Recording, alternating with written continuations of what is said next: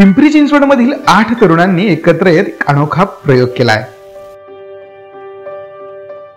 त्यांनी एक असं मशीन तयार केलंय ज्यामधून उसाचा रस आणि काकवी बनते आणि याच काकवीपासून आरोग्यदायी समजला जाणारा गुळाचा चहा बनवला जातोय।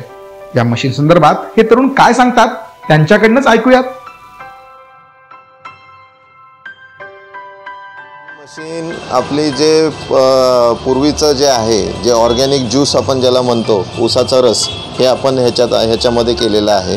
जे पूर्वीपासून आहे की आपण जे म्हणतो अनहायजेनिक असतो हा ऊसाचा रस आपण पूर्णपणे हायजेनिक या ह्याच्यात आणलेला आहे। इथं मी तुम्हाला प्रोसेस सांगतो कशी असते। आपण इकडनं ऊसाचा कांडी ज्याला आपण खोडं म्हणतो ते आपण इथनं टाकतो।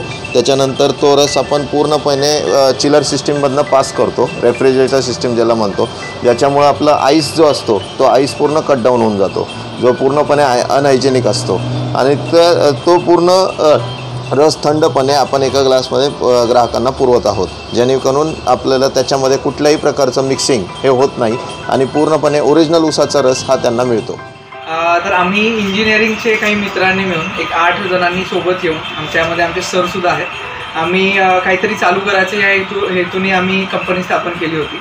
तर त्यामध्ये एका पार्टनरच्या घरी त्यांना ऊसाच्या रसाची गरज त्यांच्या सेंद्रिय शेतीसाठी होती। तर त्यासाठी आपण गुळाचं मशीनचा एक डेव्हलपमेंट चालू केली। तर त्यामध्ये आपल्याला सक्सेस आल्यानंतर आपण पुढचं जे पायरी होती सगळ्यात महत्त्वाची ती होती की गूळ तयार करण्याची। तर ती गूळ तयार करण्यासाठी आम्ही जवळपास 1-1.5 वर्ष त्यामध्ये R&D साठी घालवले आणि त्यानंतर हे गोडवाचं मशीन तुमच्यासमोर आहे। हे पुणे जिल्ह्यामधलं नव्हे तर हे भारतामधलं पहिलं मशीन आहे। कारण ऊसाच्या रसाचं मशीन बऱ्याच ठिकाणी आहे पण त्याला अटॅचमेंट ही काकवीची हे कुठंच नाही। या तरुणांच्या अनोख्या प्रयोगाला पुणे आणि परिसरातून चांगला प्रतिसाद मिळतो आहे। कशी वाटली तुम्हाला या युवकांची भन्नाट कल्पना आम्हाला कमेंट करून कळवा।